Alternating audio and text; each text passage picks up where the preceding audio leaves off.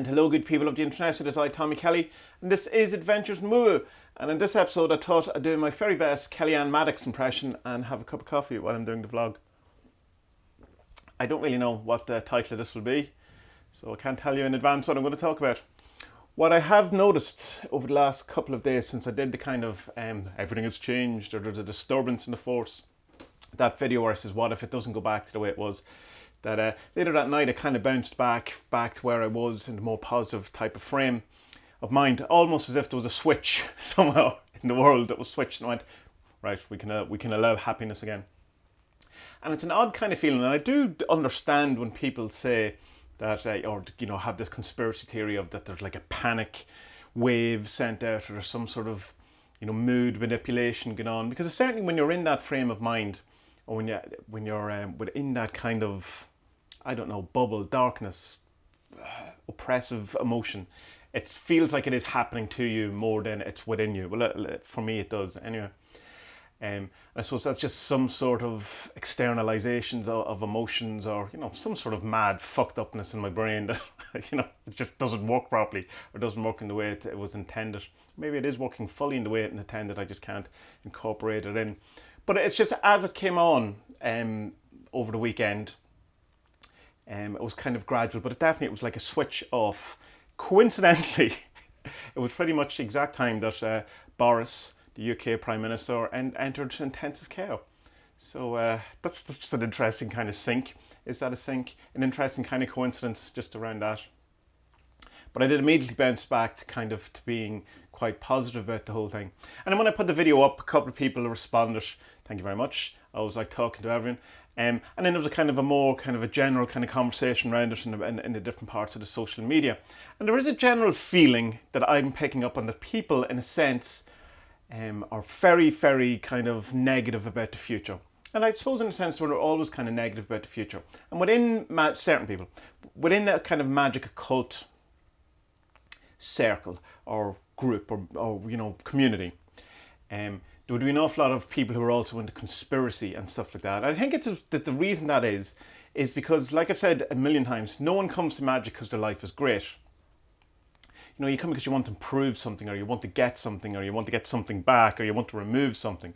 But no one goes, you know what, my life's great, really good. I should get a book on magic and find out about that. Excuse me, or at least that doesn't happen much. And I suppose it's the same thing that draws people to conspiracy. It's in some way trying to find a way out of where they are. And sometimes when it goes too far with conspiracy, obviously when you get it's escapism, and it's trying to blame someone else for your life. And while there's definitely many factors that are external factors and societal factors and governments being terrible and all that, there can be an over kind of compensation on just blaming your entire kind of misfortune, or life's kind of why your life didn't work out the way you want, on a kind of external, and looking for something which people can find that kind of solace in conspiracy. It's not my fault life is shit, it's the government, it's the elites, it's adrenochrome, it's Hillary Clinton.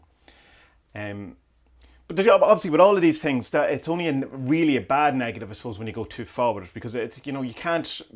Conversely, the other side of it is that you can't just let the government do whatever it wants to. There has to be, you have the people that are being governed have to, the government is meant to govern or work for the people. And if they have a tendency to stop or to forget about that, and to not see it that way. So I wouldn't dismiss conspiracy completely as being a kind of escapism, or wanting just to to blame someone for your life, because that's not true. But it can be in many people, and it does seem to be for many people, in the same way that they're looking for something external from themselves, which is again that draws them to magic. Not a kind of a judgment on people, just a reason why it happens. But again, no throwing away of the baby with the bathwater, because there's plenty of things that were once conspiracy that turned out to be very true. And I think it's good to take everything with a pinch of salt. Governments, theories, pandemics, pundits about the pandemics, conspiracy theories and all that. And it's just kind of a thought that came to me when I was browsing Our Conspiracy, which is just like the most conspiratorial place in the world. And they go down immense rabbit holes, which are really entertaining at times, but they take it a lot, they take it very seriously. and they seem to jump from theory to theory when it doesn't pan out, when it takes something really seriously, and then it'll go, well, that didn't happen, and then the next week they're as equally enthused about the latest type of thing. But I find it entertaining, and it's interesting, and it's kind of all of that. But when it becomes more real around the kind of pandemic thing, and you still see people at that and kind of demanding that, you know, the world is as they view it and it's this horrible place or whatever it is, it becomes less entertaining.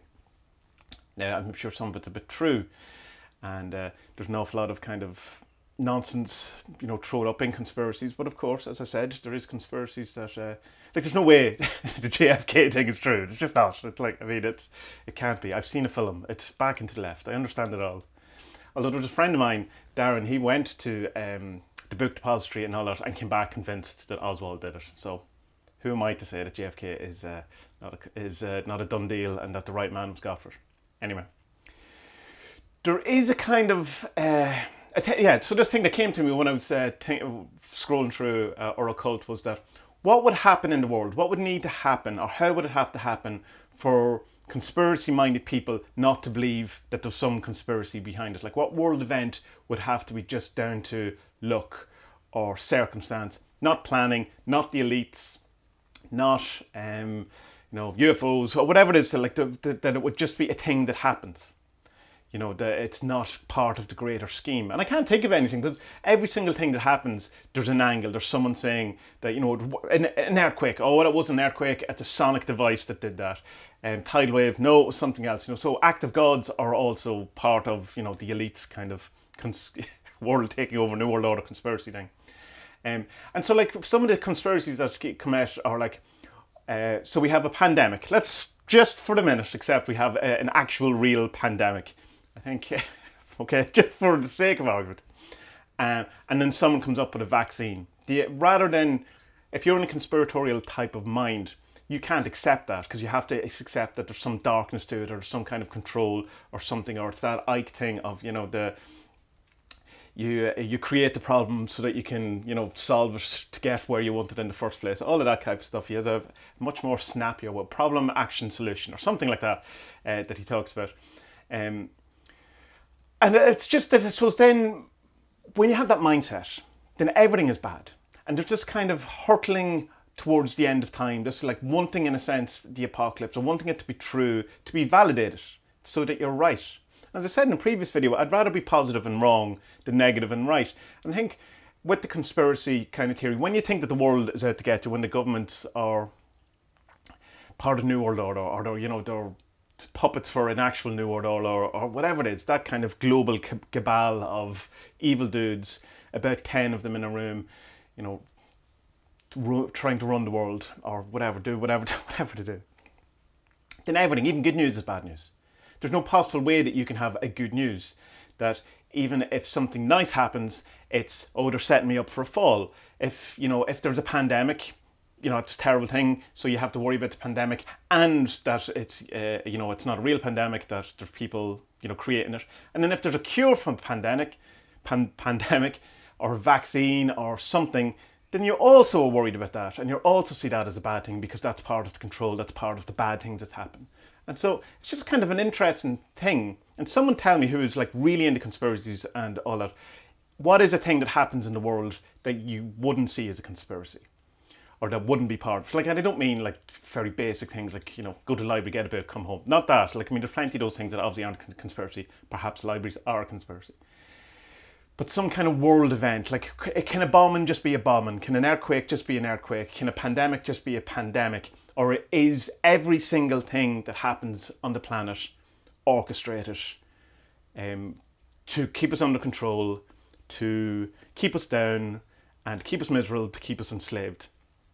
And I would say that some people would answer, yes, everything is kind of, that's how it works. There is no coincidence. There's nothing that happens in the world stage that affects people that isn't in some way planned, or isn't in some way to add to our control. I find that very hard to believe in. A part of me, like, you know, doesn't want to dismiss it either. Again, as I said, thinks I don't trust the government 100%. I don't trust anyone 100%. I don't even trust myself 100%. So it's good to question and all that. But it's just, how, within a conspiratorial mind view, can you not just be constantly negative? Can you not just be pessimistic? Can you not just think that everything is trying to hurt you, take stuff away from you, control you? And if you're both conspiracy and into magic, how then does the wizard part of you, in a chaos magic sense, you know, that you create the world, your subjective experience, you colour the world, how are you not then making that into a self-fulfilling prophecy? How's your view of conspiracy not fueling then you having more of that in your life, feeling you're more controlled, and then becoming more controlled and all of that? Does that make sense, what I'm kind of asking? Number of things there. I see that the David Icke video that he did with London Real has been taken down because of the 5G stuff in it. And there's kind of people saying on the YouTube or on Facebook saying that it's, they should be allowed to keep those videos up on YouTube. And I understand, like, people should be allowed to say whatever they want, but YouTube isn't a public place. It's not a publicly owned, it's not like a library where, everyone's entitled to it, or a public park or whatever. It's a company, and they get to decide what's on it. Same as Facebook, and people go, oh, censorship, but it's like, we don't own Facebook.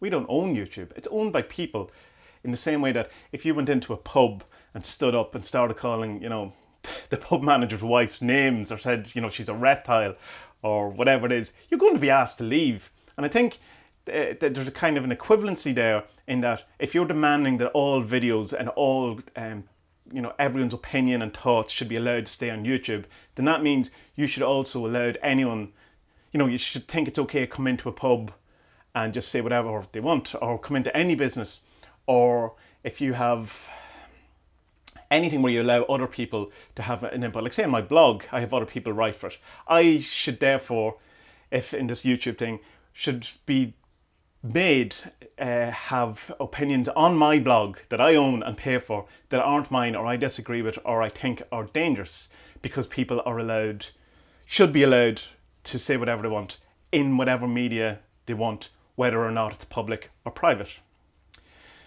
I'm not sure how I feel all about that, because YouTube is a different type of thing than than most companies. So is Facebook, so is Twitter, so is Reddit. It's kind of has that kind of crossover between a public kind of space and a company, and it has that kind of grey area. But I think it is a company, and it is there to make money. And that's, this kind of idea that we should be allowed to do whatever we want with someone else's company and someone else's platform, I think it's a bit naive. I think naive's not quite it's not quite the word, but it's close to it. It's like, why should that be allowed? Why should we demand that? And all of those things. I don't know the answer. I'd be interested to hear what you think about around that. Should people just be allowed? Should YouTube? Should a company be forced to allow stuff on their platform that they built, they paid for, their company, that they disagree with or think is dangerous, or in some way don't want on the platform at all? Yes or no? I currently, I would say, I don't know. I would side on legally they're entitled to do whatever they want because it's their company. Anyway, loads of questions in there, but I suppose the general kind of thing is around some sort of conspiracy and what that means to us in this day and age. So, good people of the internet, until tomorrow, be kind, be safe, make good logical decisions about what you believe about from the government and from other sources, including people who are against the government and conspiracy sites. Both sides you should be sceptical about, and may our best days be ahead.